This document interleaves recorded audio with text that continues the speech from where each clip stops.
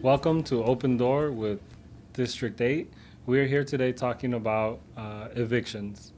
This morning we got a call in our office. 65-year-old woman who cleans homes was calling us to ask for support because she didn't have the rent that was due on February 1st. She's 65, she's had COVID, she's coming off of it, and is struggling to figure out what she's gonna do because she doesn't have the money to pay. And evictions are happening every day in Maricopa County. There is a federal eviction moratorium, there are some protections, but what we're seeing in Maricopa County and in the city of Phoenix is a lot of evictions are happening. And so today you're gonna hear a conversation of a webinar that we had with community members and community legal services, breaking down the services that they provide and how they can help the community in the situation of an eviction.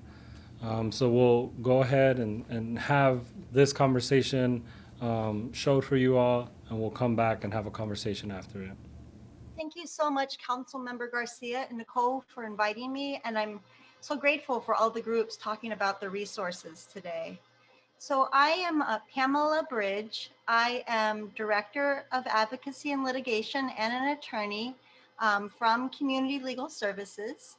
I've been asked to talk about facing an eviction, and particularly during this pandemic. There are many different rights that tenants have than normal right now. It can be a little confusing, and so we're just going to go through that.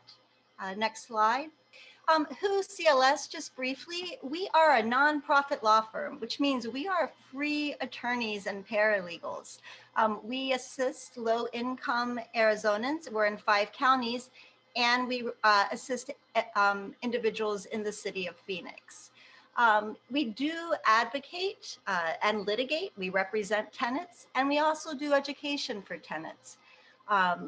As part of that, we also know that many times tenant situations are not just related to housing. So our law firm also assists people with other types of civil issues, including family law, consumer, employment, public benefits. And so just to know, and tax, just to know that we do represent individuals in other areas besides representing tenants. All right, next slide.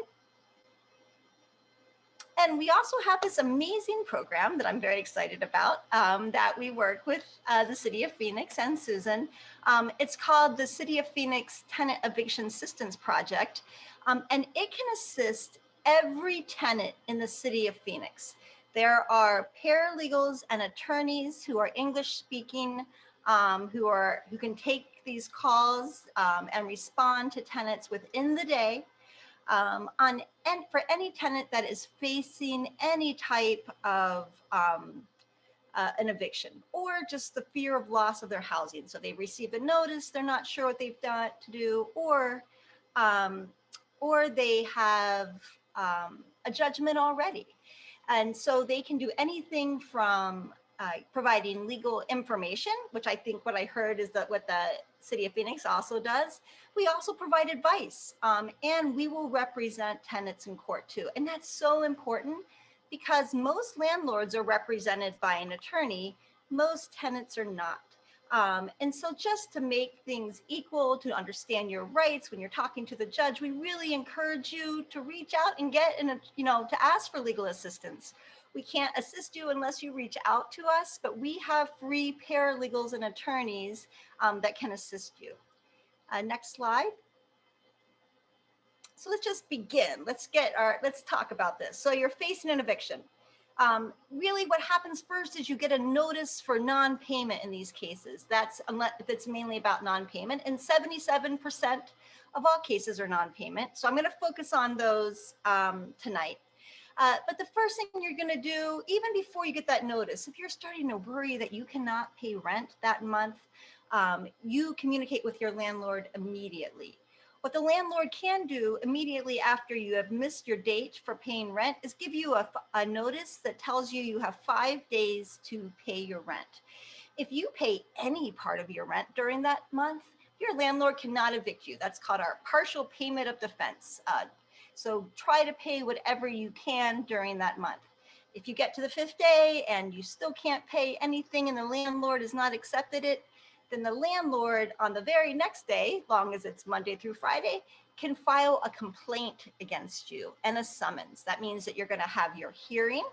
And then if the judge decides that you owe the landlord rent, you can get a judgment against you. That goes on your record. It makes it difficult to find other housing.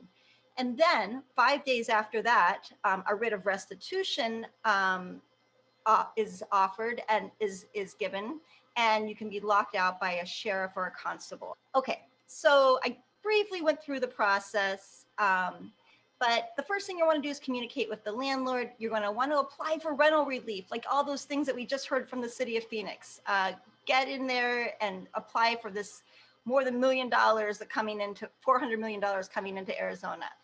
You want to provide your landlord a copy of the CDC declaration. You just have to sign it. You don't have to get it notarized. We're going to talk about that CDC declaration. Don't sign it unless it applies to you. But if it does, you want to sign that declaration, give it to your landlord, and keep a copy. Because in case you have that hearing I was talking about before a judge, which are all done by phone right now in the city of Phoenix, you're going to want to be able to say to the judge, I have it. Do you want me to email it to you? You don't have to, but always keep a copy. Get legal assistance. I can't encourage you enough. Again, let's make those, see those scales? Let's make those scales even and try to get an attorney in there to assist you. If you receive a notice from the court, make sure, number one, your phone works. Like I said, all these hearings are done by phone right now. We keep hearing about tenants who they get kicked out in the middle of the hearing because they make them wait for an hour while you're waiting for your hearing to get called right now. And their phone loses its charge and they get a default. So it's really important, make sure your phone works and make sure the court has a copy of your phone and they have your email address. Because this is really important, because if the landlord is going to file things, the court can give them to you through email, and you want that. You want to get that through email. You want to see anything the other side has. But again, through this process, really try to communicate with the landlord, because if they'll agree to a payment plan or some other process, we can avoid the whole eviction process, which is always better. Next slide. So let's talk about the CDC order. Which is very exciting because as of yesterday, it was signed that is now been extended through the end of March. What that means is that if you qualify, and we'll go over how to qualify, if you sign this declaration I mentioned and give it to your landlord, you cannot be locked out by a sheriff or constable until the beginning of April. That's really, really important. Right now in the city of Phoenix, the judges are allowed to decide whether they want to go ahead and give you a judgment or they just want to continue the whole hearing to April. Judges can decide that themselves. They all are doing it differently. So you need to find out from your judge, but your judge may go ahead and give you a judgment if you can't pay rent. And even if you gave the CDC declaration to the judge. But what that does mean is a constable and sheriff can't lock you out. Some judges are continuing the whole hearing to April. And if you've given that CDC declaration to your landlord, as long as you come up with all of the back fees, you can stop the judgment from happening to you. That is the best way to go. Again, it's up to the judge how they want to navigate that. Again, this is the moment where you get that summons, you reach out. But you're still going to owe rent. You're still going to owe late fees. The landlords are entitled to all these months. This is not, we use the word moratorium and people keep talking about moratoriums. It's not free rent. You still have to pay rent and you still can get evictions on your record and ultimately you can get locked out.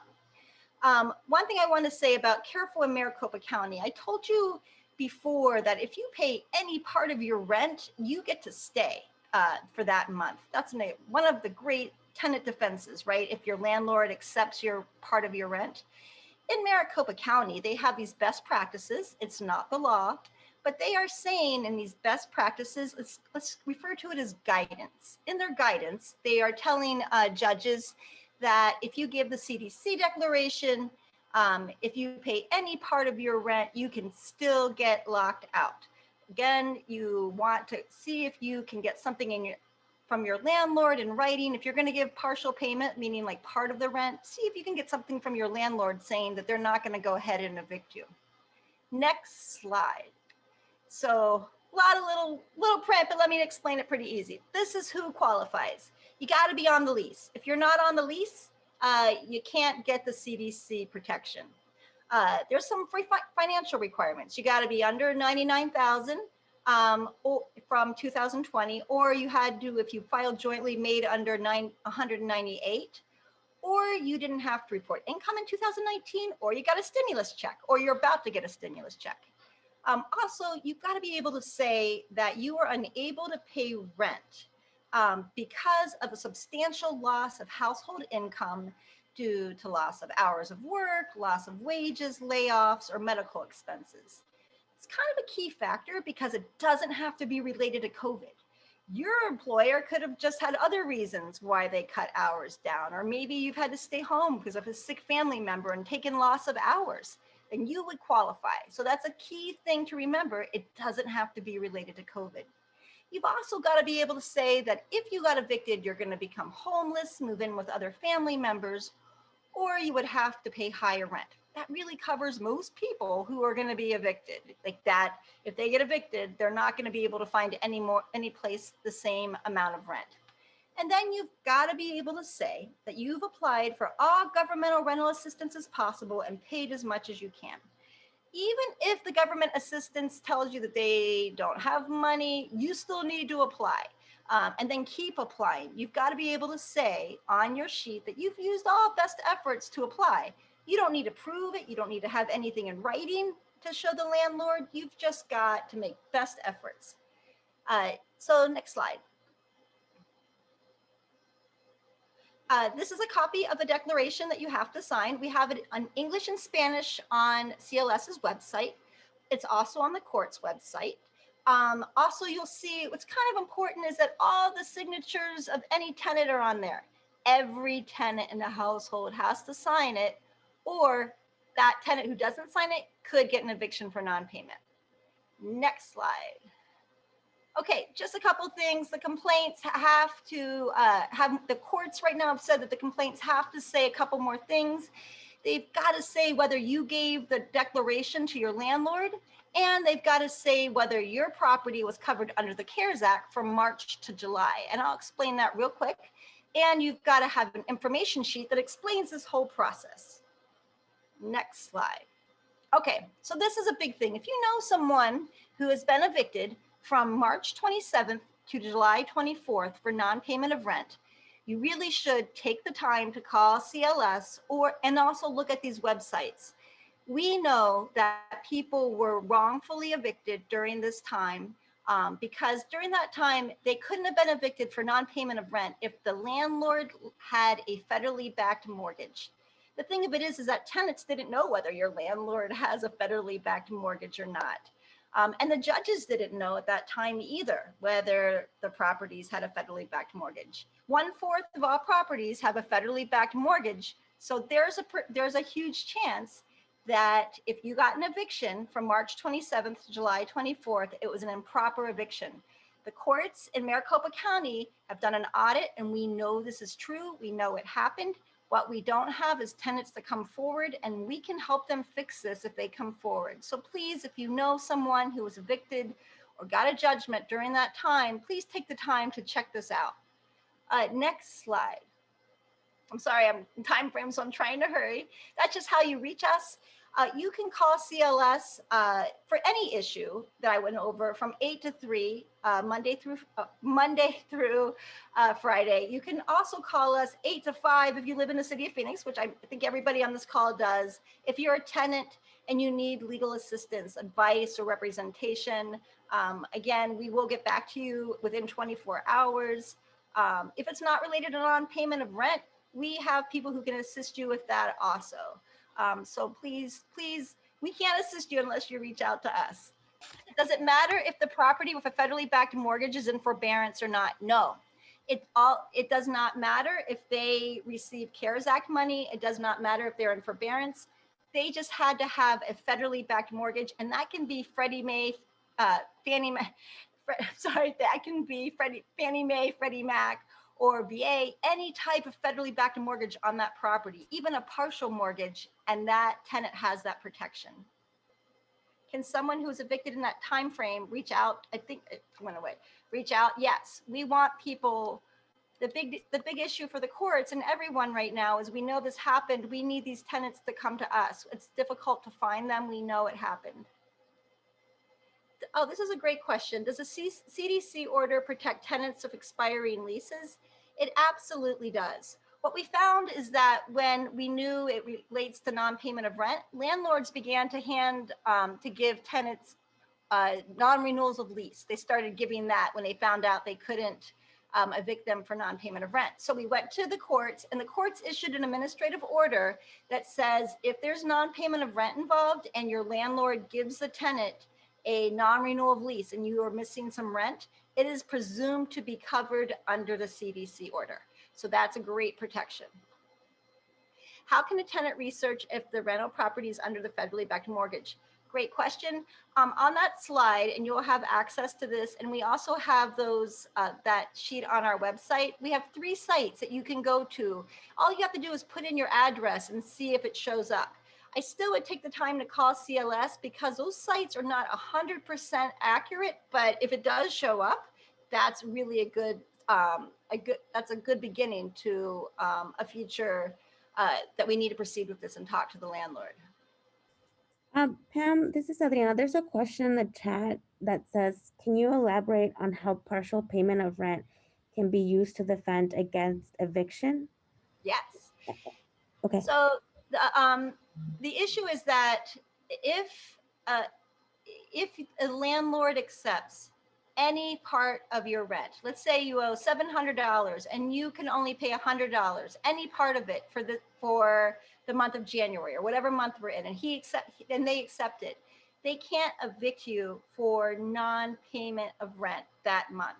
They can't evict you for late fees or anything else for that. The one thing that landlords do is some landlords know, especially if they're represented by an attorney, they know about this defense. So they'll hand the money back or say, I'm not going to accept this. So that's really important. Also, if the money's coming from a church or a nonprofit or a CAP office, then it's still considered partial payment of rent defense. If it's coming directly from the city of Phoenix, you do not get that protection. That's because of a House bill they passed last year. So just think, if your tenant pays any part of the rent, they can't evict you for anything related to fees or anything that month. So that's a huge protection that tenants have. And there was another question. Someone asked, is this for people affected by COVID? I guess my question is, if someone is working and they refuse to pay, do they still get to stay? Okay, so if the tenant refuses to pay, is that what I understand the question to be? I think so, yeah. So a couple things. If the tenant refuses to pay, a landlord can still file a complaint against the tenant no matter what. And if they aren't covered under the CDC order, it's just like an eviction like normal, like as I explained in the very beginning, you give the 5-day notice, you give the summons and complaint, and basically you can evict the tenant within 2 weeks, basically. The process goes pretty fast. If the tenant does qualify for the CDC order, and it doesn't have to be related to COVID, but because they've had substantial loss of income. So or they've had medical expenses or some type that they've had a substantial loss of income, and they qualify, and they give the declaration to the landlord, then the landlord, like I said, can still file the complaint against them. Some judges will still give a judgment, but that tenant gets to stay in place now through March 31st. Basically, if the landlord thinks that the tenant's lying, that's another thing that is happening here in the city of Phoenix. If the landlord thinks the tenant's lying and then they can pay, like you said, maybe they're just refusing to pay, then they can file a motion to compel with the evidence that they have that the tenant is lying. The judge will schedule a hearing, the judge will decide, and it could be then that the tenant does not get the CDC protection. Thank you for watching that. Evictions is something really important, especially during the pandemic, and we thank Community Legal Services and other partners who are supporting our constituents and people in Phoenix to go get through this problem. Want to remind you all that we currently obtained $50 million from the federal government to go for utility and rent assistance.